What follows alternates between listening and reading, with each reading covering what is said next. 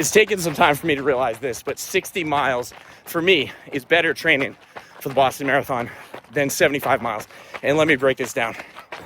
So in this cycle of training for Boston, I've gone 70 plus miles several times. Each time, I think I've found that I was pushing a little bit too much volume or a bit too much intensity for where I'm at. So now I've got a new plan. Instead of trying to go for one hero week, which is typically for me right now, followed by a week of 40 miles because I did too much and now I have to recover too much. Instead, I'm trying to stack 60-mile weeks smarter, more consistency. So now I'm able to do 60 miles, followed by 60 miles, followed by 60 miles, and build up that aerobic engine. It may not be as flashy.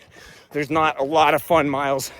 These are a lot of boring miles by myself, aerobic base, just mile after mile, most of it in zone 2.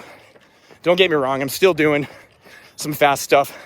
I'm still getting out on the track. I'm still doing my tempo runs, but the majority of my miles are boring and at a sustainable pace that I can do so that I can maintain 60 miles. Now, let me break this down. Obviously, if I was able to do more, like 70 to 90 miles, that would be better, but I have to get there gradually. And for a while, I think I was in this comparison mode because I see people on the internet or whatever, and I know that they are going much higher, more miles. But let's talk about 60.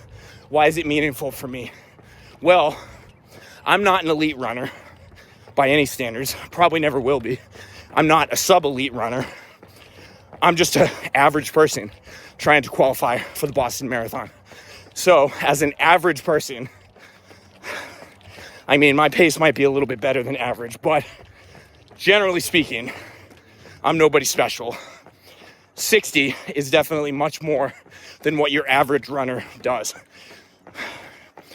So if I can do that consistently, week after week, it's going to be boring. It's going to be a long grind, but I know that this is going to help me to qualify for Boston. So that's why I'm arguing here that 60 is better than 75. If you're an elite runner or a sub-elite runner, then of course you can go more.